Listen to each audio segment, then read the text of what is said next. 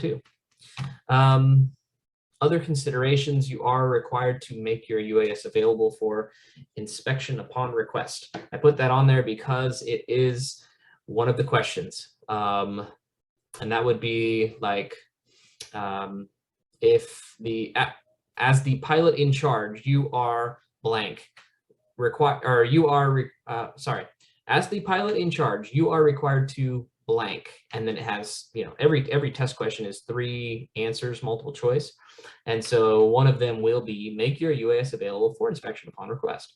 Upon request by who? Well, that's not necessarily local authorities or local law enforcement, although I highly encourage you to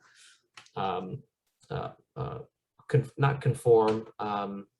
You know, if a police officer asks you, hey, you know, what are you doing here? Let me see your drone or whatever. I would say comply to the best you can with that. So, but yeah, inspection upon by the FAA is what they're actually saying. And who is the FAA guy going out inspecting all these drones? I have no idea.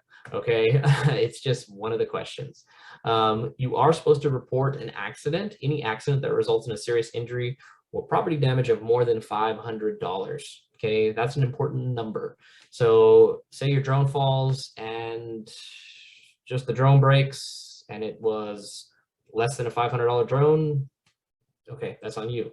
If your drone falls and it, you know, breaks a window or breaks I don't know, some other kinds of property damage, or hurts somebody and there's physical damage and medical bills or whatever, you know, that kind of thing involved, you are supposed to report that to the FAA. And that again is done through FAA Drone Zone. Okay.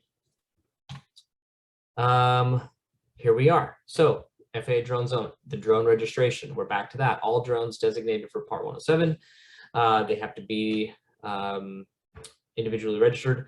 And like I said, any drones 0.55 or larger. Okay. Let's see. We already talked about a lot of this stuff. Needs to register themselves. Oh, that's actually kind of interesting. I'm just rereading something here. If it's under Part 107, every single individual drone has to be, so say you're a company and you have a fleet of 10 drones, every single one of those has to be registered individually. If it's a recreation use, so you just do this for fun and you have 10 different fun drones you go out and do, the only thing you need to do is register once as the pilot for, and it will ask you, is this for P107 use or is this for recreation use? Okay. In that case, for recreation, each drone will have the same registration number. All right. Let's see, drone registration, again, 0.552. And again, I put this number here to try to be very specific. 0.55 to 54.9 pounds.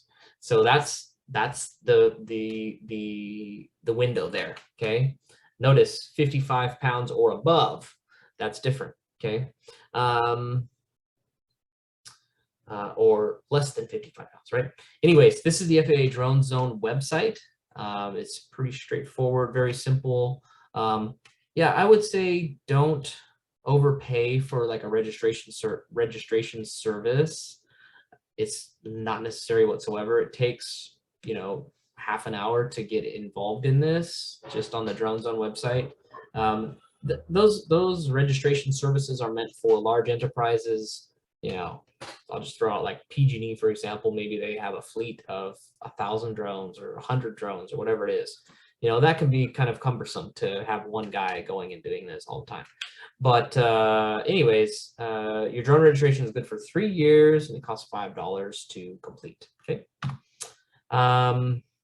Now, thinking about how the best way to go to do this, I sometimes in other lectures, I will play you know, if I have other resources, like in this case I do, I have another guy that I'm pulling some kind of just bang stuff at you from YouTube.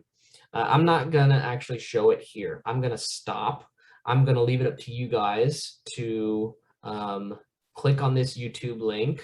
And so if you're just watching the video, go find the PowerPoint slides in the module and click on this YouTube link. And then you don't need to watch it, don't watch it just all the way complete. You can, but for this particular section, because I have other modules where I'm coming back to this. So I have broken down this video into like, here's the guts that you need for this section. So don't go beyond it is my recommendation here.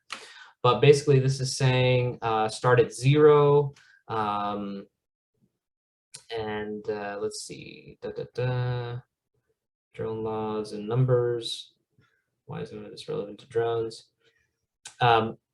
So watch from the beginning and then stop at 14:28. Okay, those are some of the highlights that where the where this YouTuber goes and basically goes from one topic to the next.